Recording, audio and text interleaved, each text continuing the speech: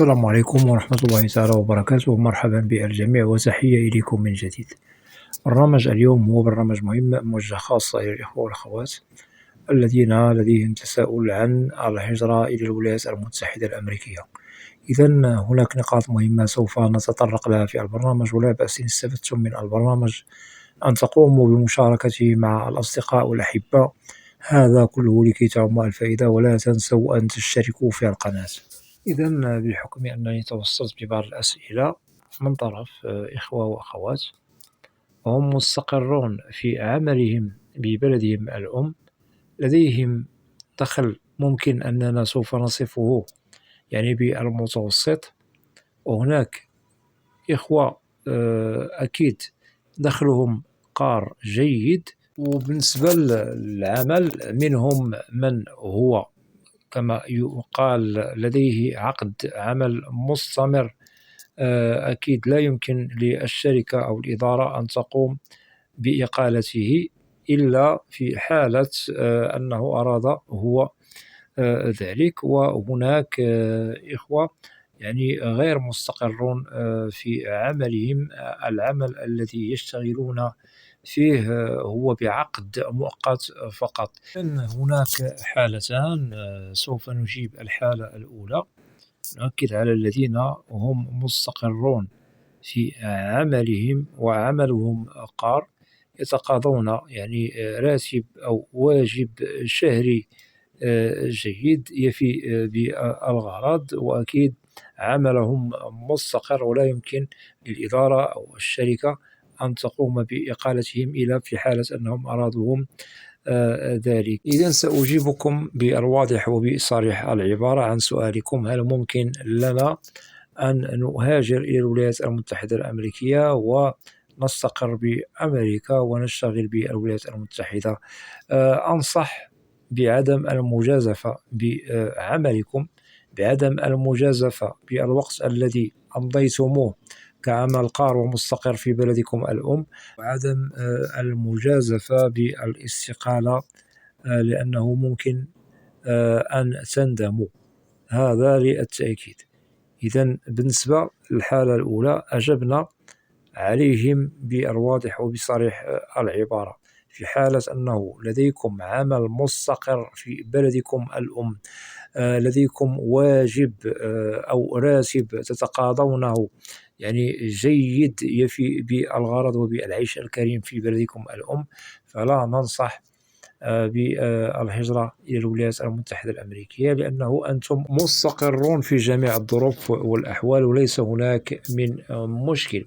وأكيد الإخوة والأخوات الذين يطرحون هذا التساؤل المهم، لكم واسع النظر. إذا أردتم الهجرة إلى الولايات المتحدة الأمريكية والمجازفة بعملكم إلى غير ذلك، فهذا يعود لكم، وممكن أنه تنصدموا بأشياء لا تحمد عقباها. هذا للتأكيد. ولكم من جديد واسع النظر. إذا اخترتم الاستقالة والمجازفة بعملكم فهذا يظل لكم، وللنصيحة ممكن لكم أن تستقروا في عملكم، وممكن أنكم تعيشوا في بلدكم، وهذا للتأكيد.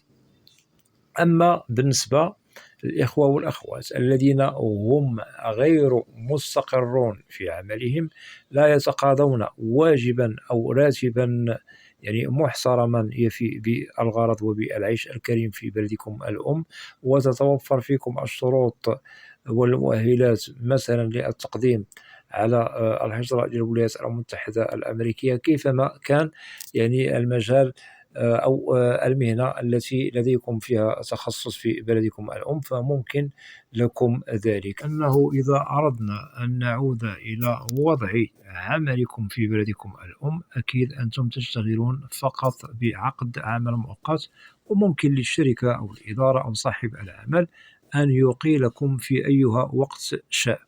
إذا رغم أنكم ممكن أن تقدموا على الهجرة إلى الولايات المتحدة الأمريكية، فهنا ننصح بهذا، لأن ظروفكم لا تشابه الإخوة والأخوات الذين هم متمكنون من عملهم القار.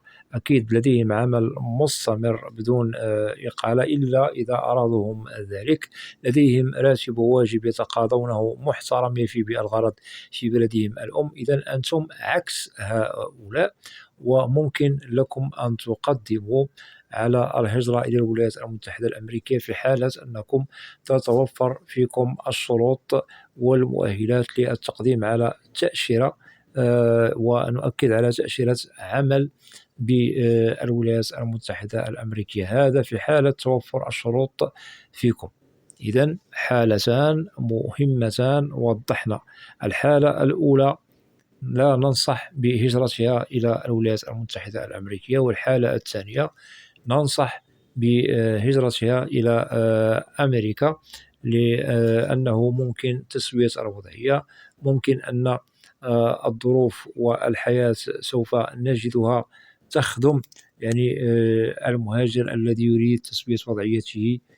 وسأوضح لكم نقاط مهمة عن إخوة وأخوات ندموا لأنهم لم يفكروا ولم يقوموا بوضع نقاط على الحروف، ولم يرسموا خريطة طريق قبل يعني المجازفة، أو أنهم قبل التفكير بالهجرة إلى الولايات المتحدة الأمريكية. نؤكد على بعض الإخوة والأخوات كانوا يشتغلوا في بلدهم الأم، كان يعني عملهم مستقر، يتقاضون يعني راتب وواجب محترم، والمشكل أنهم قاموا يعني بالتسرع للتقديم على الهجرة إلى الولايات المتحدة الأمريكية. والمشكل أنهم طلبوا الاستقالة من عملهم لأنهم هم من أرادوا ذلك، فلبت لهم الإدارة والشركة يعني هذه الاستقالة فاستقالوا. والمشكل عندما قدموا على الهجرة إلى الولايات المتحدة الأمريكية وجدوا بأنه التأشيرة قد رفضت لهم، ومنهم من يعني حصل على التأشيرة وللأسف الشديد لم يفرض يعني طاقته ولم يفرض نفسه بالولايات المتحدة الأمريكية. وهؤلاء أكيد هم مختلفو المجالات والتخصصات في مهن مختلفة. إذن التأكيد على كل معلومة مهمة قد تفيدكم، وأكيد لأننا لا نريد لكم الضرر والمجازفة بعملكم. إذن قبل أن نقدم على الهجرة إلى الولايات المتحدة الأمريكية ننظر إلى الحالة التي تخص وضعنا، وكذلك هل نحن مستقرون في عملنا، أي أننا لا نشتغل مثلا بعقد عمل مؤقت. هذا للتأكيد. في حالة وجدتم أنكم مستقرون فما عليكم إلا أن تشتغلوا على مستقبلكم في بلدكم الأم. ممكن أن تحسنوا من وضعكم في بلدكم الأم، ممكن أن تستفيدوا من أشياء مهمة في بلدكم الأم. وهذا للتأكيد للإخوة والأخوات الذين هم لديهم عمل قار وواجب وراتب محترم في بلدهم الأم. هذا للتأكيد. أما الإخوة والأخوات الذين وضحنا نقاط مهمة عليهم كذلك، الذين هم يشتغلون فقط بعقد عمل مؤقت ولا يتقاضون يعني راتبا، أي لا يتحصلوا على راتب محترم في بلدكم الأم، فممكن لكم التقديم على الهجرة إلى الولايات المتحدة الأمريكية. ونؤكد التقديم على الهجرة إلى الولايات المتحدة ليس بالعمل السهل والهين. لازم أن ننظر إلى المقومات والمؤهلات والشروط التي لدينا، لأنه الحصول على فيزا دخول إلى أمريكا، أي فيزا عمل بالولايات المتحدة، ليس بالسهل. وإذا أردتم أن تستفيدوا من نقاط مهمة عن معلومات عن التقديم على فيزا عمل بالولايات المتحدة، فممكن لكم العودة إلى برامج عبر القناة، وضحت فيها كل النقاط التي ممكن أنها تطرح من طرفكم، وسوف تستفيدوا أكثر وأكثر. إذن للخلاصة نؤكد بأنه الاختيار يظل لكم، سواء لديك عمل قار مستقر دائم في بلدك الأم وتتحصل على راتب محترم مهم يفي بعيشك الكريم في بلدك، فإذا أردت أن تهاجر فهذا يظل لك، وإذا أردت أن تظل في عملك في بلدك الأم فهذا يظل لك. أنا فقط وضحت لكم مسار يعني مستقبل التقديم على الهجرة إلى الولايات المتحدة الأمريكية، لأن الحالات لا تتشابه.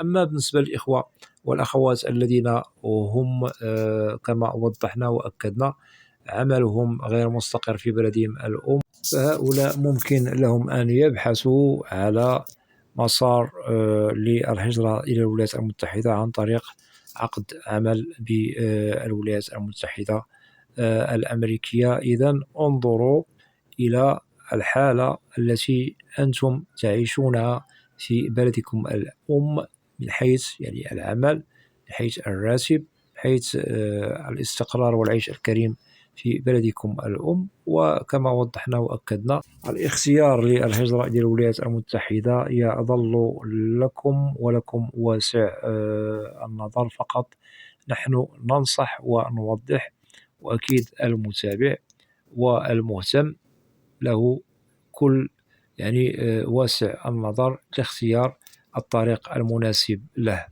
إذن وضحنا لكم كل ما يتعلق بالتقديم على الهجرة إلى الولايات المتحدة الأمريكية عن طريق العمل، ووضحنا الحالات التي ننصح أو ننصحها بالهجرة إلى أمريكا. أتمنى من الإخوة والأخوات الذين لا زالوا لم يشتركوا في القناة أدعوكم للاشتراك في القناة وتفعيل زر الجرس ليصل إليكم كل جديد، ولا تنسوا أن تدعمونا دائما بلايك لكي ينتشر يعني الفيديو على نطاق واسع وتنتشر المعلومة. وأود أن أشكر جزيل الشكر كل الإخوة والأخوات الذين يقومون بوضع تعاليق محترمة. مرحب بكم جميعا بأسمائكم. وبالنسبة للقناة هي قناة محتواها عن الهجرة والمهاجر إلى الولايات المتحدة الأمريكية بشكل عام وكتعريف، وإذا لديكم أسئلة ممكن طرحها كتعليق وسوف تجدوا الإجابة عبر البرنامج المعروف في القناة، برنامج أسئلة وأجوبة، لأنني لا أستثني منكم أحدا.